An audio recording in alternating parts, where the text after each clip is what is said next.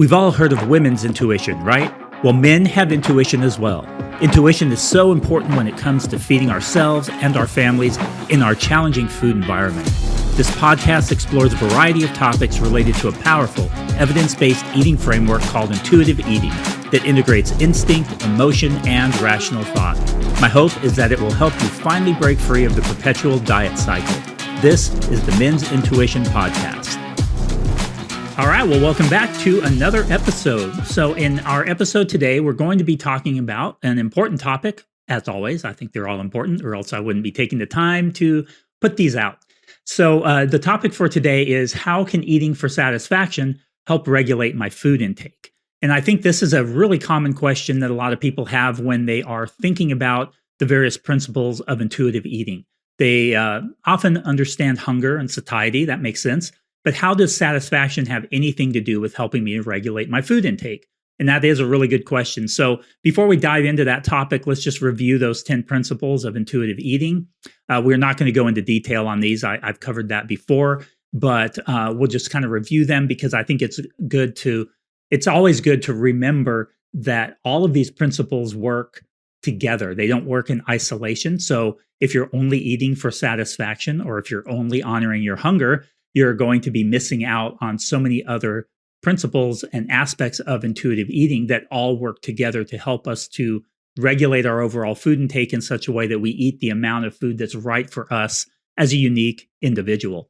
So those 10 principles are rejecting the diet mentality, honoring your hunger, making peace with food, challenging the food police, discovering the satisfaction factor, which is what we'll be talking about today, feeling your fullness, coping with your emotions with kindness and in ways that don't involve food, respecting your body, movement versus formal exercise, and gentle nutrition. So again, we're going to be talking about satisfaction, but remember, again, I just can't emphasize this enough, these principles work together.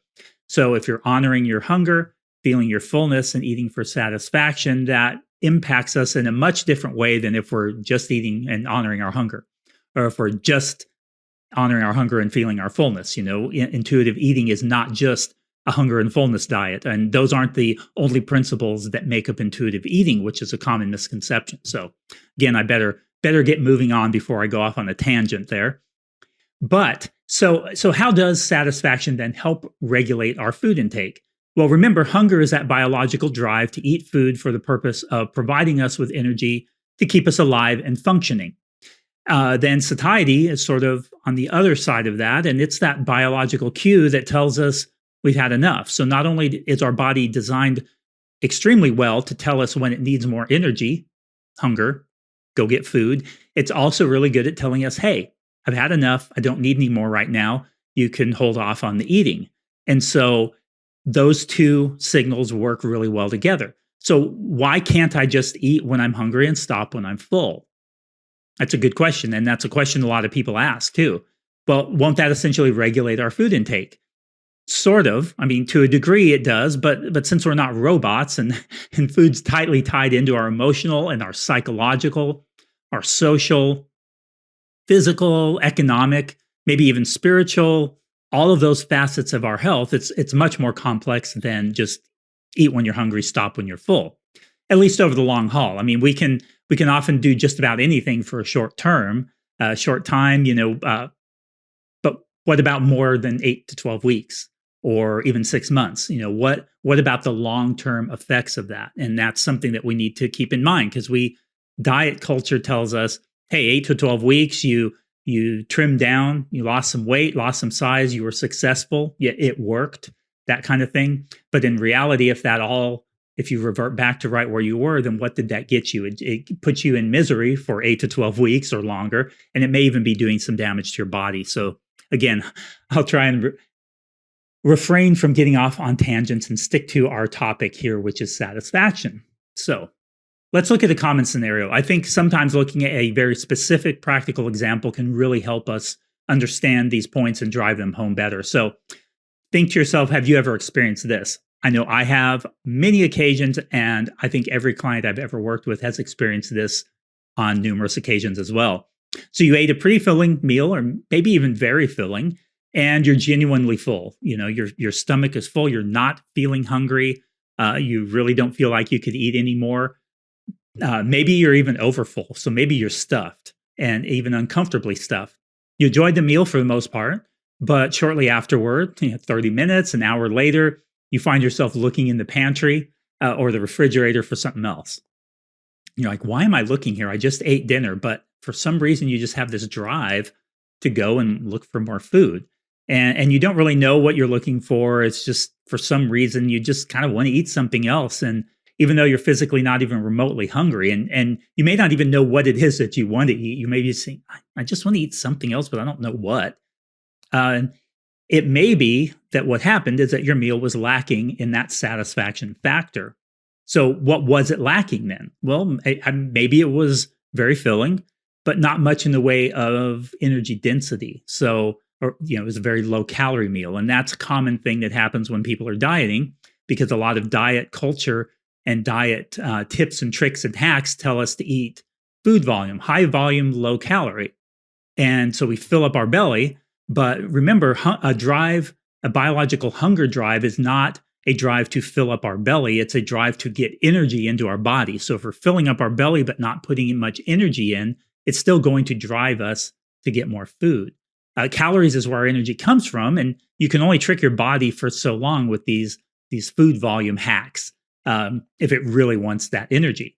Maybe you healthified the meal. This is really common too. This is another diet hack that unfortunately we see a lot. You see this a lot on Pinterest and Instagram and other social media platforms. But we're replacing certain ingredients in the meal. Maybe cauliflower crust on pizza. I have to say, I have actually never tried that. Some people like it. That's cool. If you're gluten-free, that could be an option. But if you're doing it because you're afraid of bread, then that's probably not the best reason to be doing that. You may want to rethink that. We'll go into that and maybe down the line some. Riced cauliflower. Again, I've never tried that because I love rice. And if I want rice, I want rice. If I want pizza with a pizza crust, that kind of thing.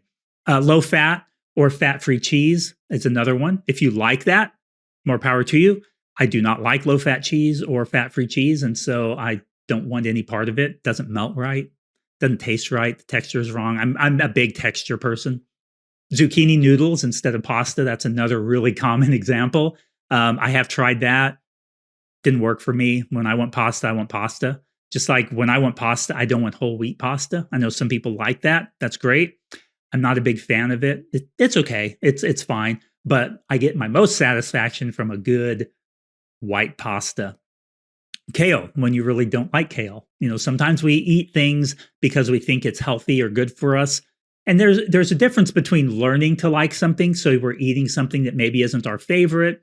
We're experimenting with it. So maybe you don't like broccoli, but maybe you're trying it in different ways. Maybe you're trying it roasted or seasoned in a different way. And you're experimenting. And at this point, you didn't like it, but you're willing to try it again. Those kinds of things. That's a very different mindset than forcing yourself to eat something because you think you're supposed to.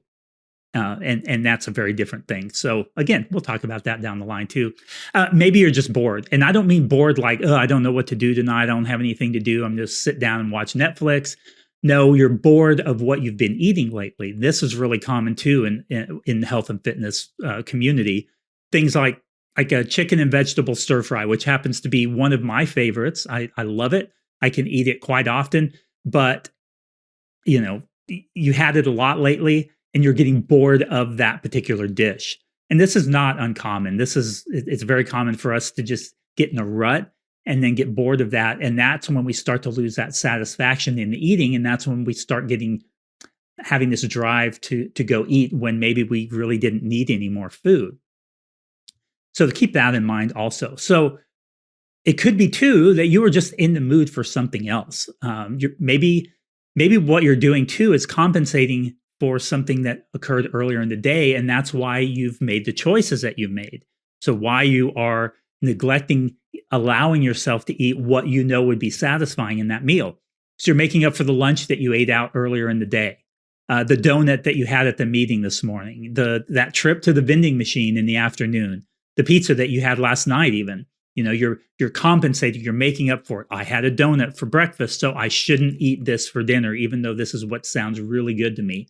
Or I shouldn't eat this for lunch because I had that candy bar at the vending machine. So these different ways we try and convince ourselves that we need to undo certain damage or that kind of a mindset, it can really become problematic. Maybe you accidentally watched a few minutes of Dr. Oz or some other daytime talk show where they were spewing nonsense about some food to avoid, or how this food will make you grow a third nipple or tank your T levels, or whatever the case may be. I know I've caught some of those. You may not even watch them, but maybe you caught them while you were sitting there waiting for your oil to get changed or waiting on an appointment in a doctor's office, something like that. Can't tell you how many times I've seen those episodes come up when you're just sitting there waiting in the waiting room. Lots of things can factor into our food choices and can often make them end up being far less satisfying. So when we ignore or minimize the satisfaction factor, then several things happen. We're more likely to go looking for that satisfaction in the form of additional food intake.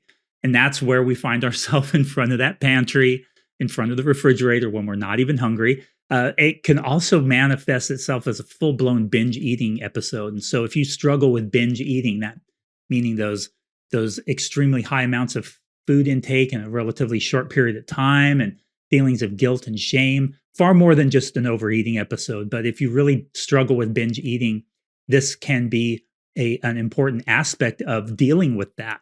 I do want to say too, though, if you are struggling with binge eating, that it would behoove you to get some help with that. Reach out and deal with that, because it's a very important thing that can contribute negatively to your overall health and well-being, not just physical, but emotional and psychological. So definitely if binge eating is a struggle for you, reach out for some help there. But also, when we minimize or ignore the satisfaction factor, it can result in just eating more than we really needed. Again, it's feelings of guilt and frustration or shame can come off the back of that, which then may result in emotional eating again. So it can kind of become the snowball effect. Physical feelings of being overfull, and those can be acutely or the next day. These are things that happen when we eat more than what we really need to. And so you can see those detrimental effects of when we don't just eat for satisfaction, when we don't factor that in, or when we suppress it. Interestingly, we often continue with something else that's not even really something that would satisfy us. And so we eat more and we still remain unsatisfied. And I can't tell you how common it is for people to eat something like an apple instead of a cookie. And then because that didn't satisfy, because they really wanted that cookie, something else that's healthy, and then maybe eat something else that's healthy. And they keep trying to eat these quote unquote healthy kinds of foods in an effort to avoid eating that cookie. And then because none of them satisfied, they end up just eating the cookie anyway. And I can't tell you how many times that's happened to me and how many times that's happened to clients. And the result usually is feeling bad about that and saying, okay, well, I guess I'll get back on track tomorrow, right? Or I'll get back on track Monday. Because again, that can actually result in you eat that, you end up eating the cookie, you feel bad about it. It's Friday. You say, well, you know what? I ate the cookie, which I shouldn't have anyway. So I might as well get this all out of my system. I'm just going to eat all the food over the weekend and start again Monday, right? So we can see how it's far more complex than just eating when you're hungry and stopping when you're full, because we are not robots. We have these emotions, these thoughts and feelings and social interactions and all of these different things that are related to our food intake. So what are some practical ways that we can reach satisfaction then with our eating? That's important, right? An important question to ask. So we kind of define the problem, sort of outline some of the reasons that we might struggle. So let's look at some ways that we can help with this. So ask yourself what you're in the mood for. This is a really good question. This is something because some of us are in a position where it's just natural for us to be able to say, well, what am I in the mood for? Boom. It comes to mind and we eat it. But that can take some time to develop to where it's very intuitive and very automatic. And even then, it still often needs a little bit of reflection. But some simple questions you can ask yourself in the moment, and these don't take long, is just, hey, am I in the mood for something hot or cold? That's a quick one, right? If you're thinking ice cream or cookie, hey, what hot or cold? Warm cookie, ice cream, or pizza versus a salad? Whatever, those are going to hit you in a very different way. Crunchy, soft, chewy, maybe a variety of textures. I'm a big texture person, so I often like a crunch and then chewy in the middle and then maybe soft at the end, or various kinds of textures like that. What are you in the mood for there? Sweet, savory, spicy, or maybe a combination, which is also one of my favorites, to have a combination of that sweetness and savoriness and also that kick. Light, or are you more in the mood for something rich and hearty? Would a dessert wrap things up nicely? If so, kind of go back to those other qualities. And this is how we can even determine which dessert might satisfy us, because desserts even can leave us unsatisfied. You might say, okay, well, I'm going to have the chocolate mousse instead of the brownie sundae because the chocolate mousse has fewer calories. It may be that you like chocolate mousse, and on another occasion, that might be perfect. That might be exactly what you want. But on this occasion, it may be that brownie sundae is what you really want, and eating the chocolate mousse is going to leave you unsatisfied and have you in front of the refrigerator later that night eating something else that to try and meet that satisfaction. So again, it's not just with the quote meal types of foods. It can be desserts that come into play here too. How much would be truly satisfying? This is another question we can ask ourselves. And this is a great one to really reflect on and get curious about. Is one cookie enough? Is one chicken breast enough? Because it's not, this isn't just about desserts and stuff. Is one chicken breast enough? Is two slices of pizza enough? Is one spoonful of broccoli enough? Or is that too much? Is that more than what I really need? Not just enough energy intake, but enough to actually be satisfied. That's the important part. So it's really easy for us to think, one chicken breast is enough, or one cup of rice is enough. But is that because of what mom drilled into you? Oh, you don't need more than one chicken breast. Oh, you don't need more than one spoonful of rice. Or is it maybe calorie content or dieting? Dieting taught you, just one serving is all you need. You shouldn't need more than that. Those kinds of things that we often tell ourselves, well, that's enough, even though in reality, it may not actually be enough. It may be that we need an entire chicken breast plus half of another one or a fourth of another one, and that's okay. But it's really important that we really reflect on why it is that maybe we're limiting ourselves to. Is it an appropriate amount? That's the other one that we often get hung up on. Oh, that's way too much food. I should not eat that much food. And again, that can really be detrimental to our relationship with food. All these rules that come into play, and that, again, some of the other principles of intuitive eating address those things nicely. So we won't get hung up on that for too long here. But some other practical ways while eating and deciding when to stop, a good question to ask yourself is, am I satisfied? So while you're eating, you can ask yourself, am I satisfied? Or after you've finished a bite of this particular food or eaten a serving of that, did that leave me satisfied? Would eating another bite or serving cause me to feel overfull? That's a good question. Say, I am getting kind of full. If I eat one more chicken breast, or if I eat one more serving of mashed potatoes, or one more bite of this brownie sundae, whatever it is, am I going to feel just overfull? Is that going to push me over the top? Is it going to cause issues later too? This is something else that's so individual. If you struggle with IBS or other digestive issues, this can be an important reason to stop. Not because of calorie content or because it's going to make you fat or whatever the case may be, but because you're going to feel like garbage later if you continue eating it. Toilet related, bloating, a hangover type effect that you might feel, or pain, all of those different things. If I continue eating this, is it going to cause one of these things? And so those are good things to just take a quick pause and say, you know what? Last time I ate more than this, I got really bloated and I felt like garbage. So I'm going to stop here. Bring me more satisfaction is another one. If I eat more, am I going to be more satisfied? Or am I going to remain the same? Or am I going to start to feel unsatisfied because I went beyond satisfaction? An example with this would be jelly beans, right? If you're sitting there eating 5 jelly beans, if you eat those 5 jelly beans, is that satisfying to you? Well, it might be for some people. Other people, it might not. Maybe you need 10. But let's say that you eat those 5 jelly beans and you check in with yourself and you say, I'm satisfied. What if I eat more? Am I going to actually be more satisfied?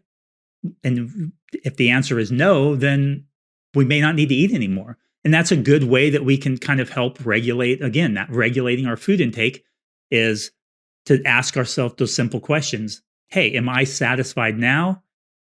I am. Or you may be eating jelly beans and you may be eating the jelly beans and say, I'm satisfied with jelly beans, but I still would like something else. And so then you might find something else. You might have an apple to eat after that, or you might have a couple of pieces of chocolate to go along with it. And that together may bring that satisfaction. So again, it's really individual here. And this is why curiosity plays such an important role when it comes to implementing the principles of intuitive eating.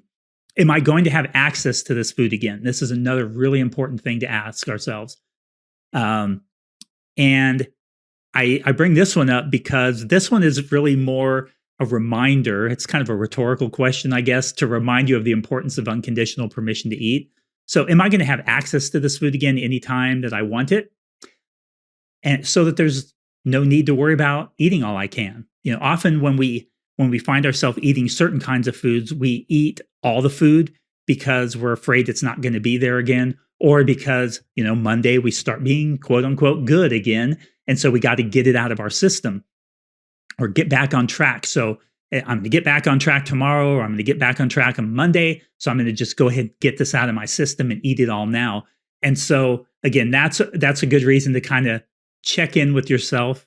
The answer to this question really should always be, am I going to have access to this food again anytime that I want it? The answer should be yes, unless it's a special holiday food or, something like that, or you're in a foreign country and they don't have it in your home country.